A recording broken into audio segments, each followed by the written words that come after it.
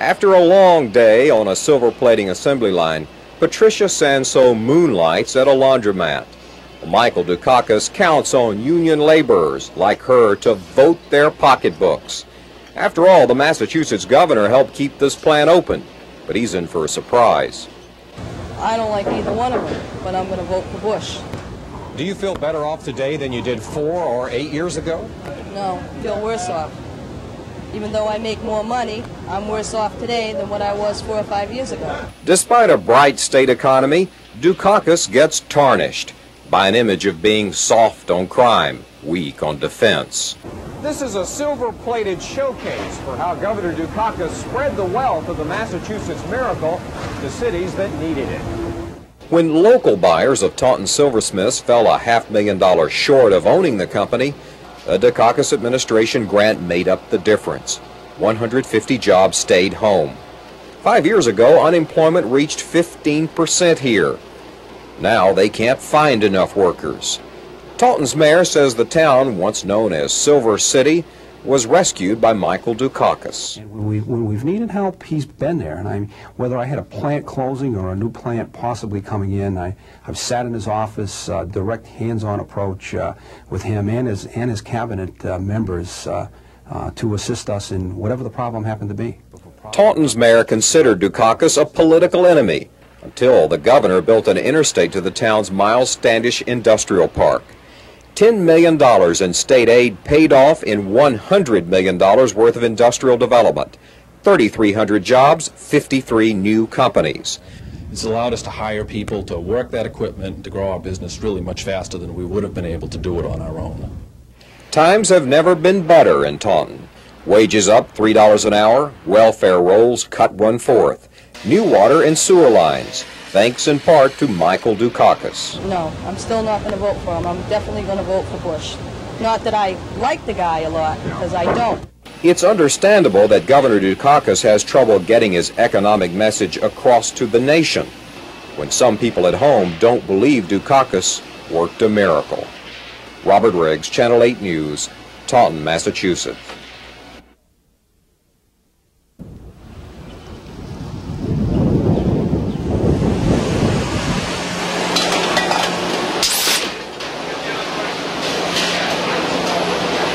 Patricia Sanso owes Michael Dukakis. Her employer, Taunton Silversmith, stayed open. 150 people kept their jobs because the Massachusetts governor helped. But Sanso will not vote her pocketbook for president. I don't like either one of them, but I'm going to vote for Bush. Do you feel better off today than you did 4 or 8 years ago? No, I feel worse off. Even though I make more money, I'm worse off today than what I was 4 or 5 years ago. Despite a sterling state economy, Dukakis gets tarnished by images of soft on crime, weak on defense. This is a silver-plated showcase for how Governor Dukakis spread the wealth of the Massachusetts miracle to cities that needed it. Times have never been brighter in the place known as Silver City.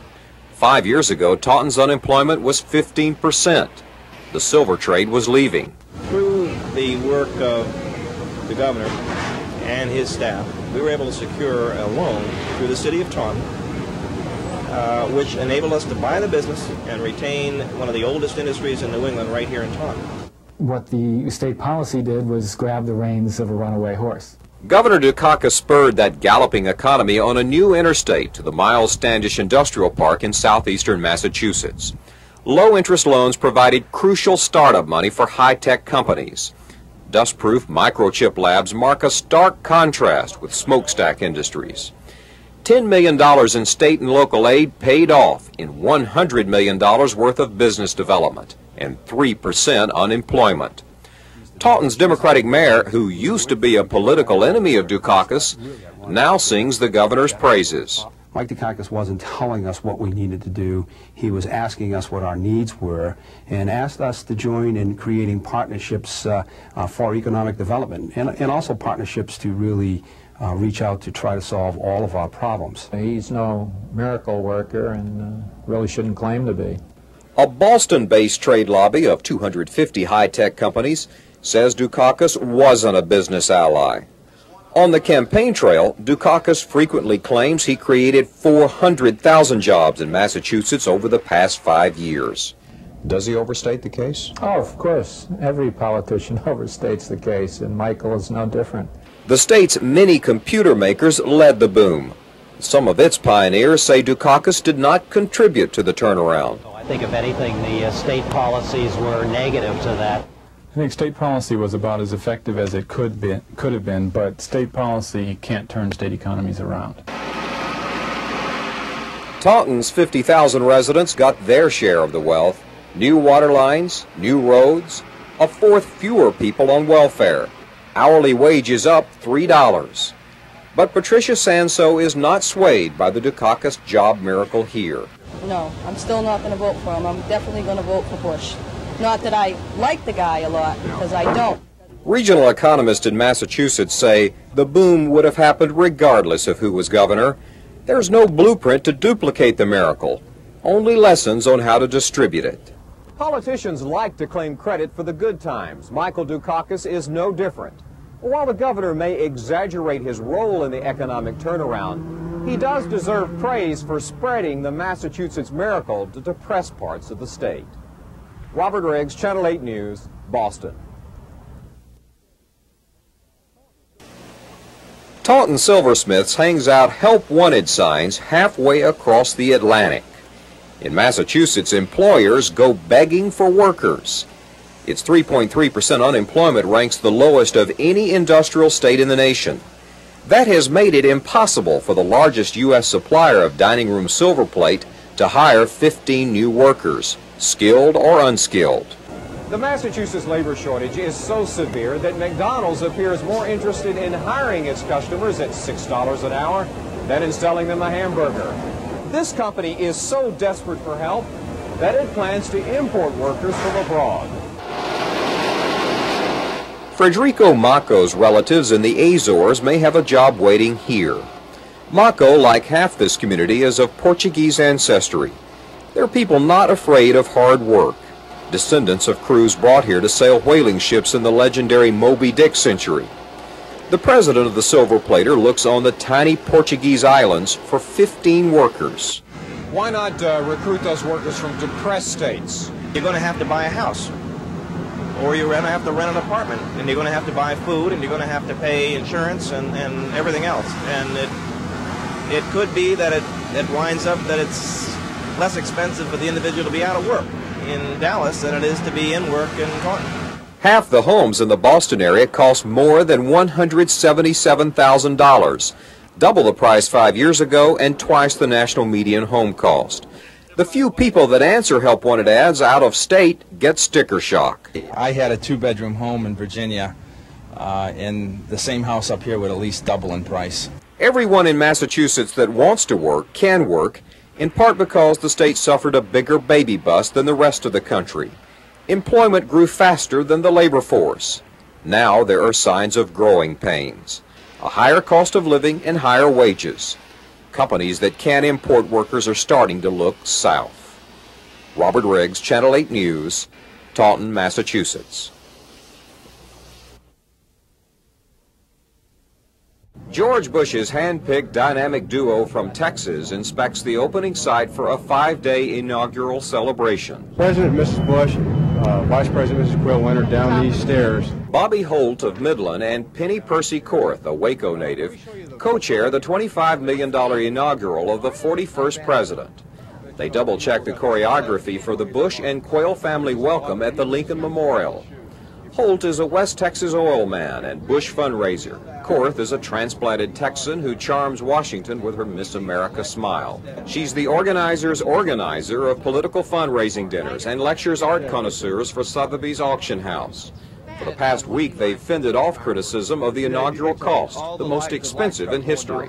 Most of the cost that has been incurred is because the Bushes and the Quayles came to Bobby and me and said, we want an inauguration of inclusion. We want as many people as possible to be able to come to Washington without thinking they have to spend a lot of money. 650 paid workers and 30,000 volunteers, including Holt and Korth, are behind 26 events. It has been a crash 60-day project. Bobby Holt says it's been tougher to put together than any Texas oil deal. The staple joke in Washington is that thousands of Texans are coming to town, each claiming to know George Bush. Insider Bobby Holt prefers to call himself a friend, not an advisor to the president. But he says he would speak up if the president wasn't being well served. Sure, as any friend to another friend, I would advise you, or inform you, not the word advise, inform you. Sure, because I've got a lot of friends, and they might agree with me, they might disagree on my perspective and my view. Certainly I would, as I would any good friend. Abe Lincoln is expected to look down on an opening crowd of 20,000. Country western, surfer, rock, and wholesome American music groups will provide free entertainment to the crowd and the new First Family. The neatest thing in the world. It really is. The greatest opening. Robert Riggs, Channel 8 News, Washington. I want to tell you something.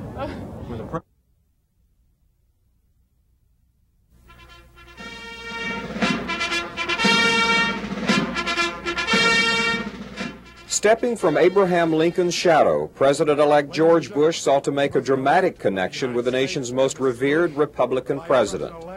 George and Barbara Bush, Vice President-elect Dan and Marilyn Quayle opened a 5-day inaugural celebration at the Lincoln Memorial.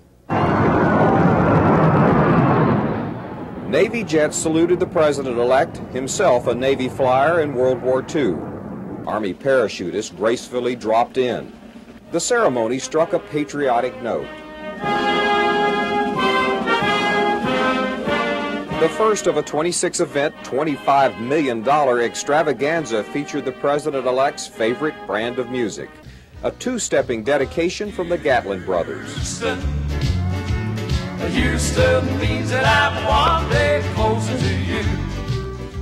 40,000 people celebrated the start of the inauguration of the 41st president. The Bush family wanted to set a wholesome tone.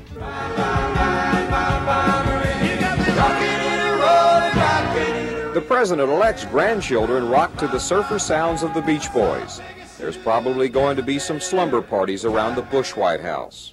The president-elect played off a favorite campaign theme of 1,000 points of light, with help from thousands of flashlights passed out to the audience to symbolize America's brilliant diversity. George Bush illuminated his vision for the nation.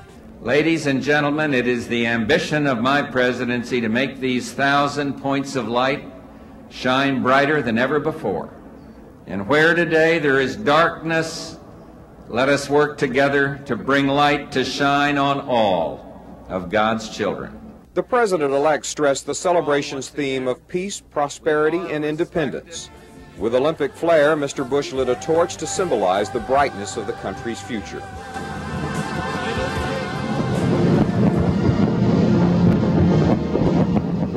The grand finale shot off a load of fireworks artillery flashier than the 4th of July. George Bush starts his administration with a bang and the most expensive inaugural in history. Robert Riggs, Channel 8 News, Washington.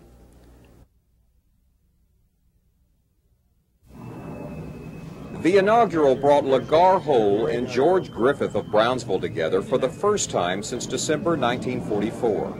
They flew combat together in the South Pacific with George Bush. Hole was executive officer of Torpedo Squadron VT-51. 18-year-old Lieutenant Junior Grade Bush was the youngest pilot in the Navy at the time. That, to me, tells me something about the man as an individual. He's got the drive, and he's got the vision, and he knows where he wants to go, and he goes out and does it. Hole remembers Bush as a tall, lanky Texan who was mature and smart. Bush flew an Avenger off the deck of the San Jacinto. He was shot down attacking a Japanese communications station on the island of Chichijima. 2 crew members perished. The USS Finback rescued Bush. He spent 30 days on submarine patrol getting depth charged. George Griffith and George Bush received the Distinguished Flying Cross for bravery under fire. I met a lot of men who died young in that occupation. I didn't meet any wimps. Survivors and widows of the squadron and the Finback crew were invited to a reunion with the president-elect. He knew almost all of us on both sides, but some of the crew on the Finback he hadn't seen probably in 40-some years, and I don't think he'd seen George in that period of time. He received me as though I'd seen him yesterday, as though I was a close friend, and he was another one of the boys. As you know, of course, he was very young during the days that he was with us. He and I are the only ones that don't look old at this time. George Bush's war buddies plan to surprise him by riding this inaugural parade float down Pennsylvania Avenue. Beneath its plastic cover sits a bomber like the one flown by the president-elect. There's your radar antennas. Yes, one on each wing.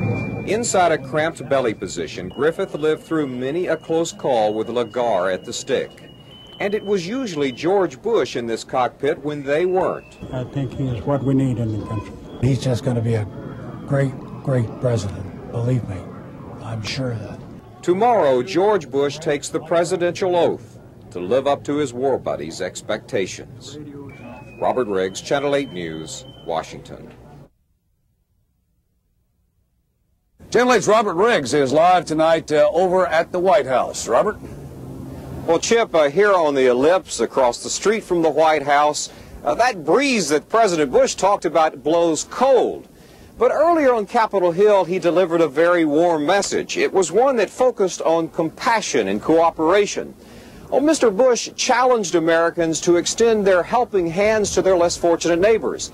And he extended an olive branch to Congress.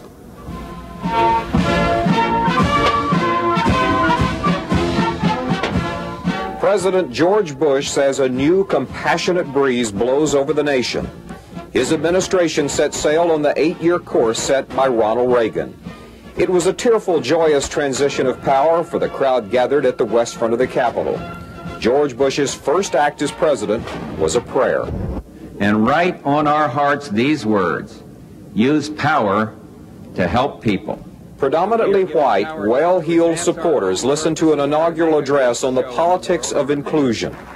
George Bush's vision is for a kinder, gentler, more caring nation. And I am speaking of a new engagement in the lives of others, a new activism, hands-on and involved, that gets the job done. President Bush shares the Reagan ideology, but this administration comes to office with a change of symbols and values. My friends, we are not the sum of our possessions. They are not the measure of our lives. In our hearts, we know what matters. President Bush made a commitment to help the homeless, impoverished children, unwed mothers, and drug addicts. He says money alone cannot solve those problems. And in any case, our funds are low. We have a deficit to bring down.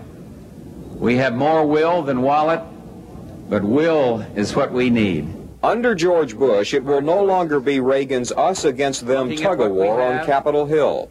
Mr. Bush repudiated divisiveness and strained relations.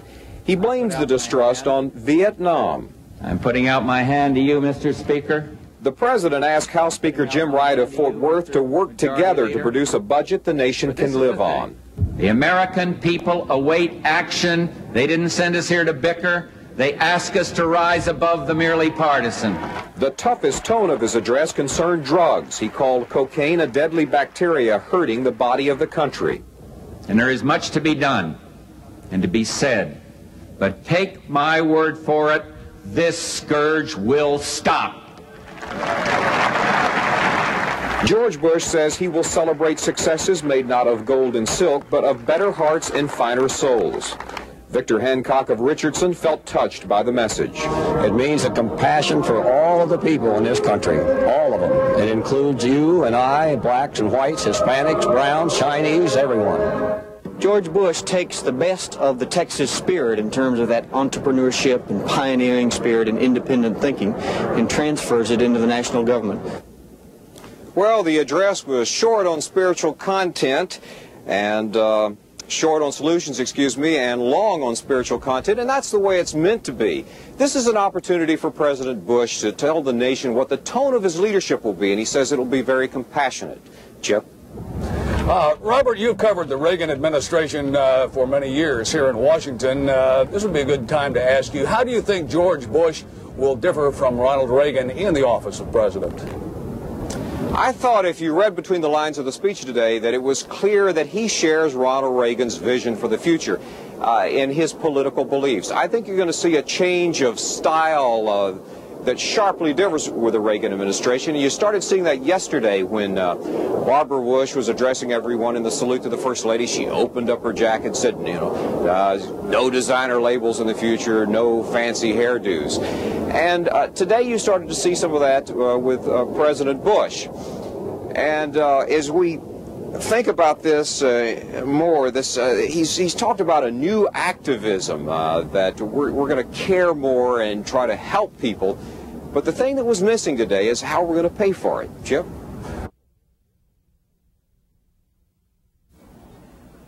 At dawn, hundreds of people waited. Some had spent the night. They lined up for the first open house at the White House in 80 years. A bone-chilling, toe-numbing, cold wind felt unbearable.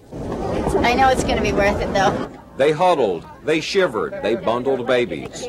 Deidre Keels of Dallas shared her scarf with a new friend. I've decided to become kinder and more gentle, like the president said. Carolyn Smith of Houston warmed up on a Texas chorus, but she was so cold they couldn't remember the words.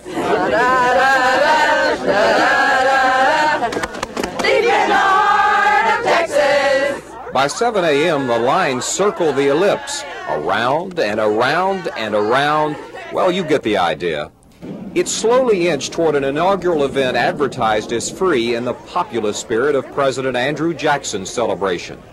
Andy Jackson, who ran as the friend of the common man, served an alcoholic punch. The crowd got drunk, tore down the curtains, tramped mud on the furniture, and wouldn't leave until they moved the kettles of punch outdoors. The White House American welcome served nothing stronger than hot chocolate, 1,200 gallons of it. But you know, I was a Washingtonian all my life, and I'm fool enough to stand in here like this.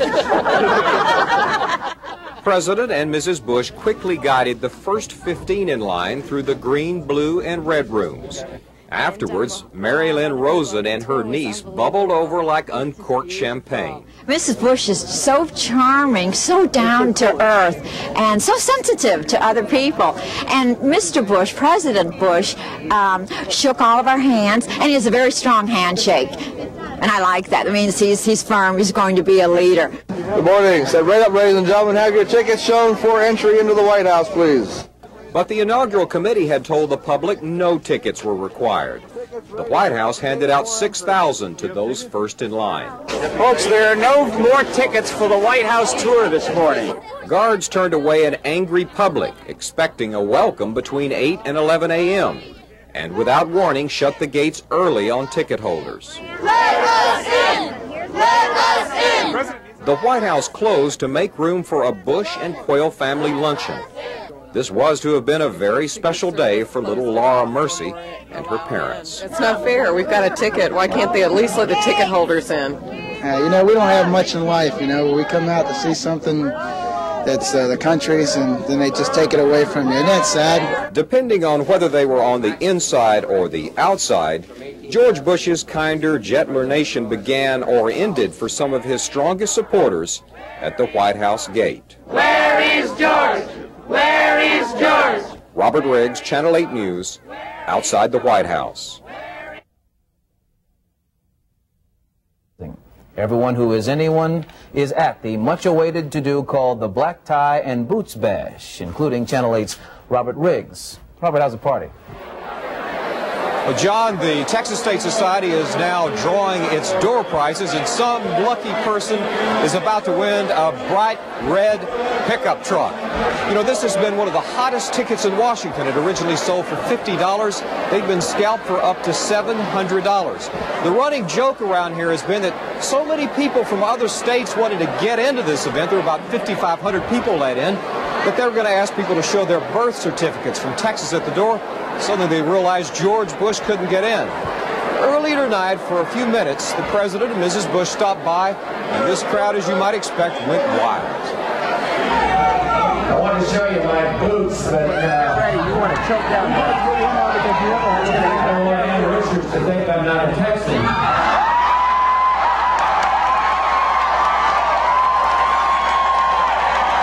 You know, all day long today, and how does the president like this? Or how does the president like that? And I'd say, well, I don't know how the president likes that. Oh my gosh, it's George. Well, afterwards, the Texas State Society made a large, substantial donation to Mrs. Bush's campaign against illiteracy. Also, Congressman Stenholm from West Texas, the home of Nakona Boots, donated 10 pairs of boots to the Bush grandchildren. If you can see it here, it's